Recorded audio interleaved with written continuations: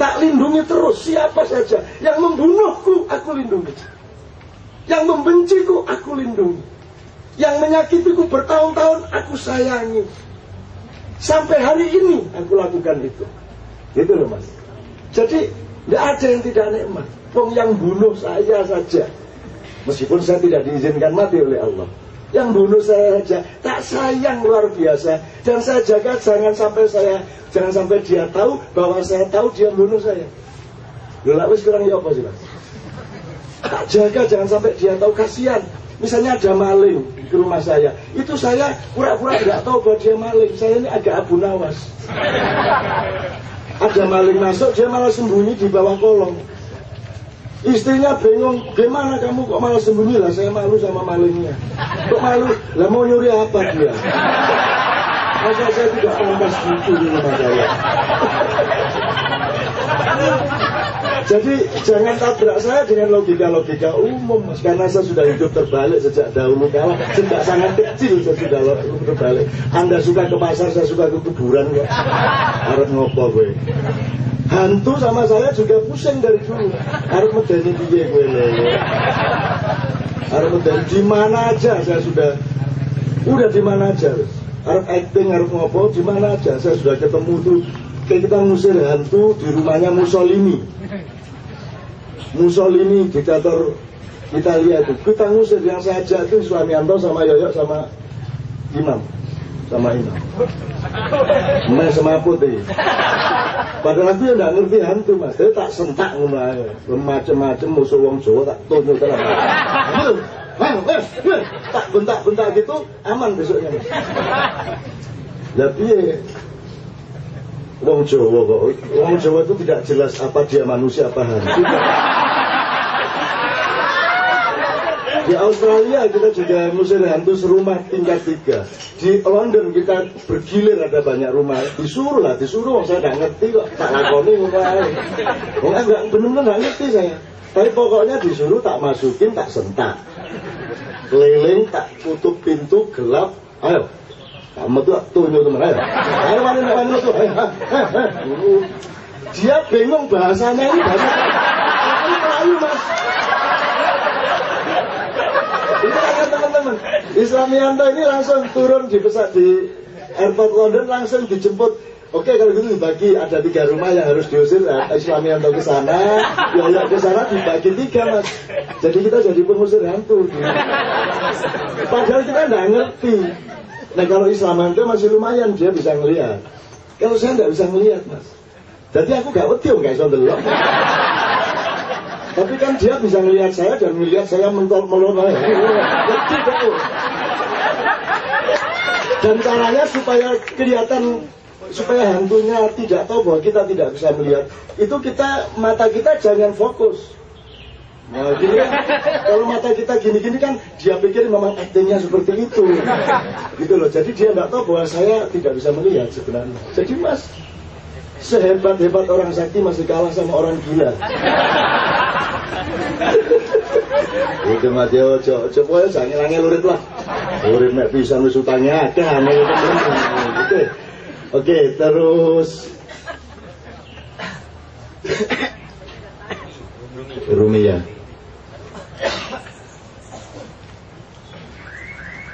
Kok dia tidak pernah mengekspresikan kemanusiaan? Nah, itu ekspresinya. Karena Rumi tahu persis manusia itu musnah. Manusia itu tiada, dia fana. Saya seorang budayawan ini tai kucing opo, budayawan ini opo ini.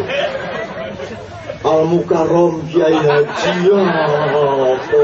Itu semua diketawain sama Rumi dan sudah dia buang dari dirinya sampai dia fana. Fana itu artinya suwung. Suwung mas bahasa Jawanya, suwung.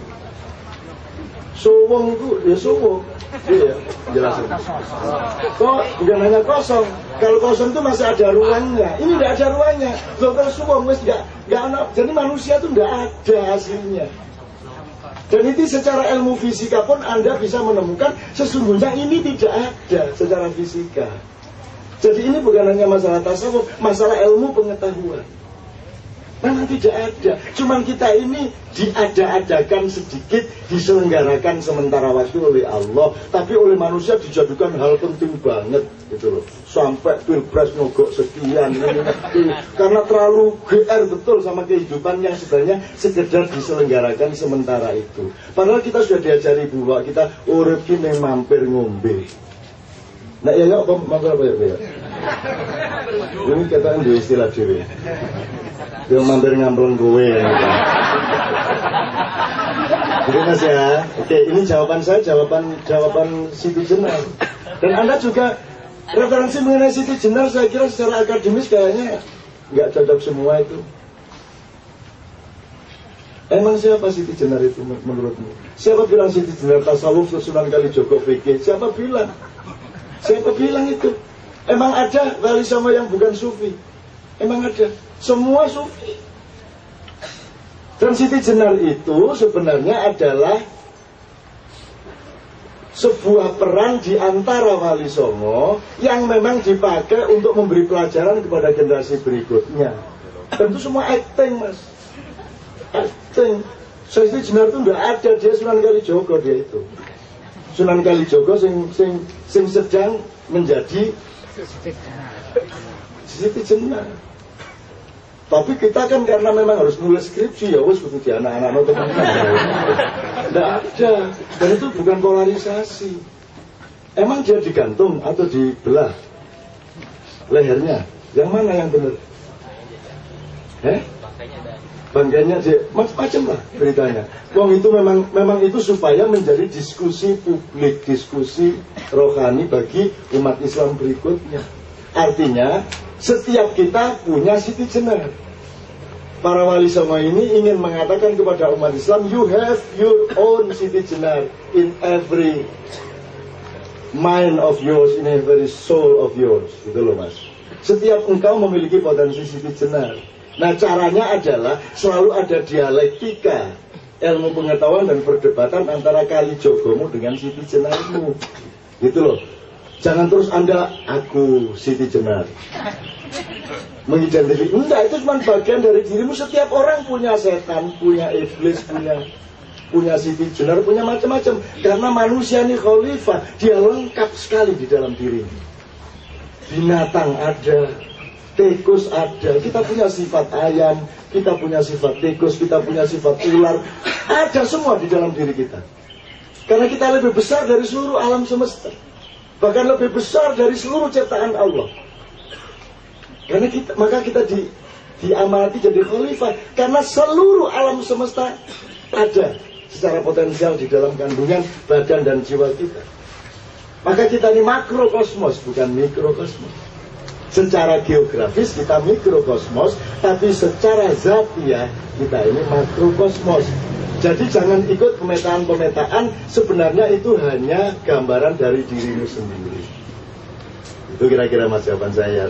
Meskipun untuk nulis skripsi jangan ngikut saya, nanti tidak lulus.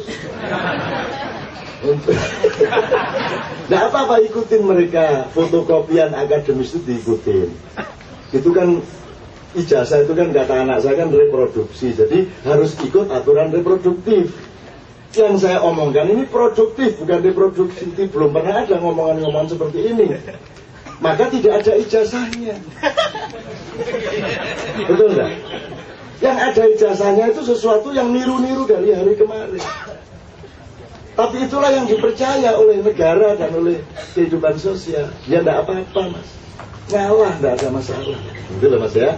Saya mohon maaf untuk kalau ada keliru-keliru, tapi kira-kira begitu jawaban murni saya.